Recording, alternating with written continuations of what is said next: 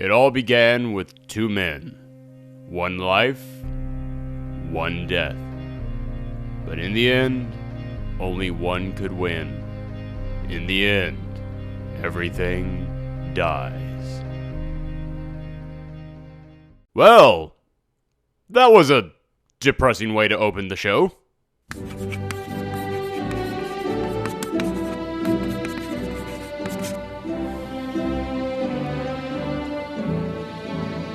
Welcome to another episode of Geekery 101, and on this episode, I'm going to give you everything you need to know about Secret Wars.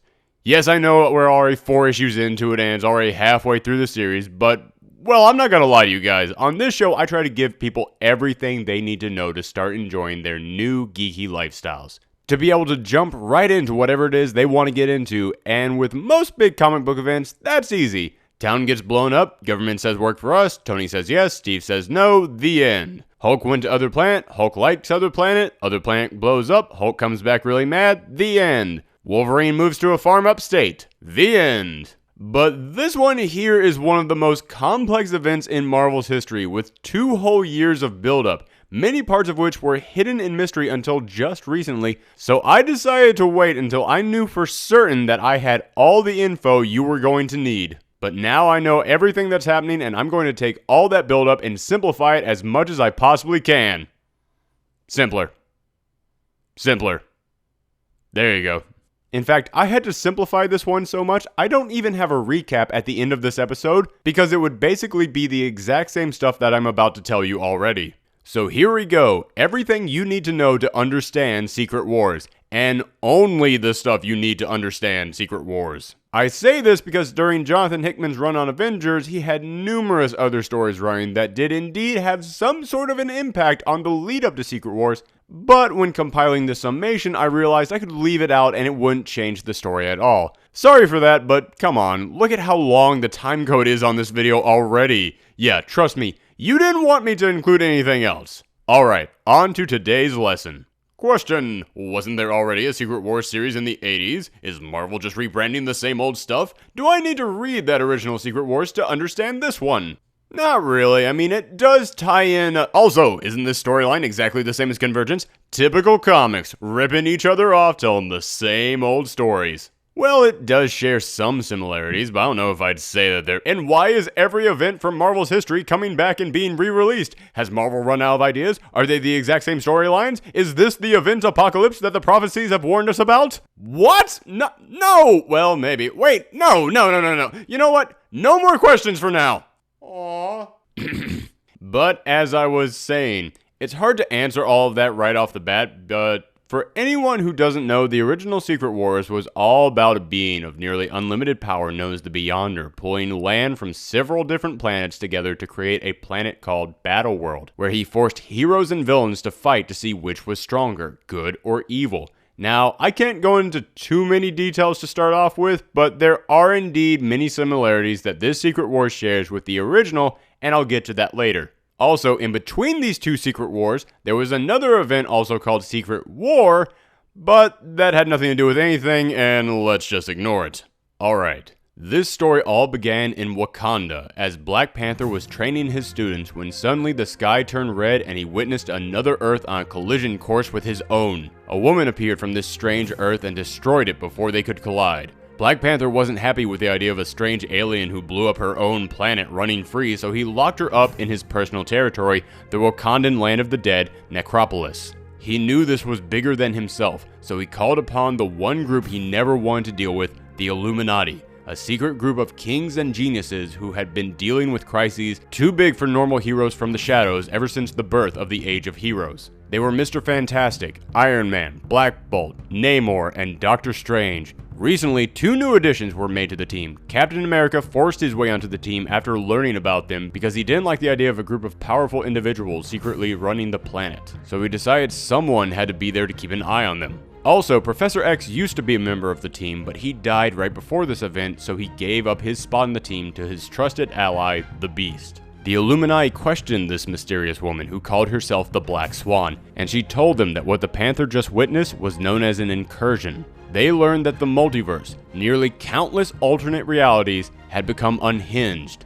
that 25 years ago, one of these realities prematurely vanished, causing the next reality over to shift, causing the first incursion. During an incursion, the Earth of one of these realities starts to collide together. If they actually impact each other, then they explode and both realities are completely destroyed. She tells them that the reason she blew up that Earth was because if you destroy one of the Earths during an incursion, then not only do you save the other Earth, but you also save the rest of the other reality. The Illuminati began to discuss ways to prevent this, and they had to do it quickly as they learned that the next incursion was going to happen very soon. You see, they had been able to detect the exact shifts in reality that implied when and where an incursion would happen, and their alarm system had just gone off. They started to entertain the idea of darker methods of survival, but Cap stepped in and said he wouldn't let them become that they were heroes, that they were going to save the world the way they always did. So they broke out their secret weapon, the Infinity Gauntlet, which the Illuminati had been watching over for years.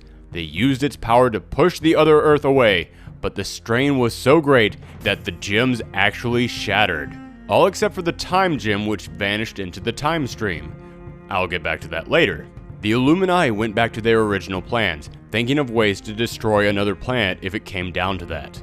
Cap stood up and said he wouldn't let them, that the moment they go that route, there's no going back. But the Beast knew what it was like to lose his entire race, and what lengths he would go to save them. Mr. Fantastic was a family man, and he would do anything imaginable to protect his children. Black Panther, Namor, Black Bolt, and Doctor Strange were both defenders of their people and their worlds, and they were not willing to fail them. And Iron Man, well, he was a futurist. He knew when the writing was on the wall, and he knew when there were no other options. So using a spell from Doctor Strange, the Illuminati mind-wiped Cap, made him forget the Illuminati, made him forget about the incursions, and then they returned to their work planning how to destroy a world. Later, Cap woke up at Avengers headquarters in Stark Towers, and Tony informed the amnesiac Cap that he had an idea. A way to redesign their team into the Avengers machine. He told Cap that over time, the threats they were facing grew much larger, more uncontrollable, so he wanted to expand the roster of the Avengers, triple it in size, add more powerful members, but also members who had special skills, so that way they could be prepared for anything. Looking back on it now, it's clear Tony was preparing this larger team in case he needed them to help defend the world from an incursion, and he was using his friend Steve to gather this team together to do the exact thing Steve tried to stop. Among these new members were former X-Men Sunspot and Cannonball, Hyperion, a Superman-level hero from a dead world, and Captain Universe, the manifestation of the universe itself into a single human being. Now these two stories, the story of the Avengers and the Illuminati, played out in two series, Avengers for the Avengers, obviously, and New Avengers for the Illuminati. In Avengers, the team faced many strange crises involving a living Earth and a creature that helped create life in the universe and a war with Thanos, but near as I can tell, you don't really need to know any of that to understand Secret Wars, so I'm going to skip right over it.